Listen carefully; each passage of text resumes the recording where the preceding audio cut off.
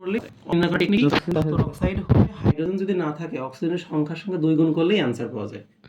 এখন আচ্ছা অম্লত্ব মানে কি? অম্লত্ব মানে হচ্ছে একটা ক্ষারক যত মোল অ্যাসিডকে প্রশমিত করতে পারে।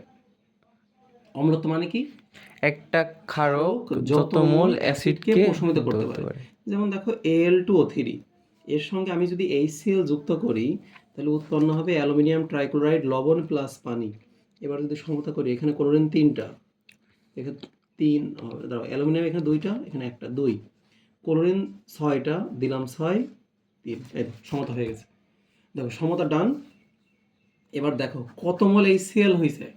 6 মোল। তাহলে অম্লত্ব 6। তার মানে অম্লত্ব হচ্ছে ক্ষারের। তার মানে অম্লত্ব নির্ণয় করার টেকনিক হলো বিক্রিয়া। তুমি অম্লত্ব বলো ক্ষারকত্ব বলো সবগুলাই বের করার টেকনিক হলো বিক্রিয়া। অম্লত্ব বললে HCl যুক্ত করতে হবে, ক্ষারকত্ব বললে সোডিয়াম হাইড্রোক্সাইড যুক্ত করা লাগবে। যত মোল হবে তাই আনসার।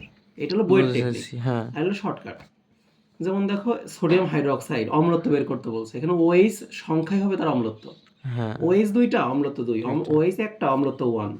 আবার দেখো অ্যামোনিয়া, এখানে কোনো OH নাই, আবার অক্সিজেনও নাই, কিন্তু অ্যামোনিয়া একটা হাইড্রোজেন গ্রহণ করে, তাহলে এর অম্লত্ব হবে 1।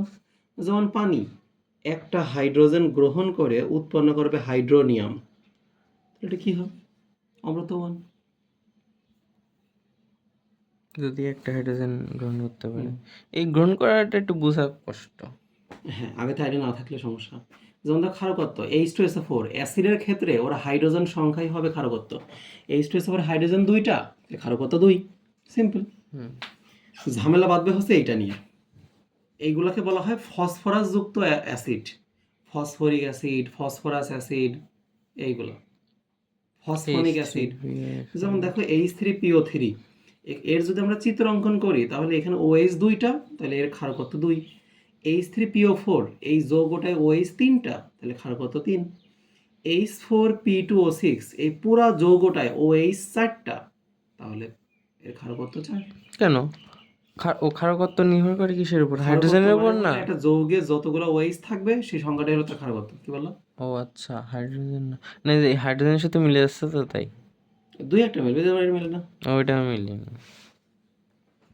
এবার দেখো, এবার ভিন্ন যৌগ, এই যৌগগুলো এটা হচ্ছে অধাতুর অক্সাইড। এগুলো এইটা ছিল ধাতুর অক্সাইড, 2 দিয়ে গুণ করলে হয়ে যায়।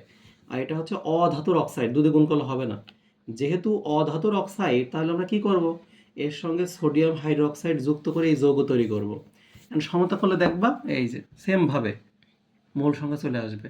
তার মানে অধাতুর অক্সাইডের সাথে যত মোল সোডিয়াম হাইড্রোক্সাইড বিক্রিয়া করে ওই মোল সংখ্যাটাই হইল তার ক্ষারকত্ব। তাহলে ক্যালসিয়াম অক্সাইড কি নাকি ধাতুর নাকি? ক্যালসিয়াম, ও ক্যালসিয়াম তো ধাতু, সরি আমি কার্বন মনোক্সাইড ভাবিছি। ধাতুর অক্সাইড ক্ষারধর্মী, অধাতুর অক্সাইড অম্লধর্মী। তার মানে অম্লত্বর বেশি কয়টা না, ক্ষারক করতে ঝামেলা হয়।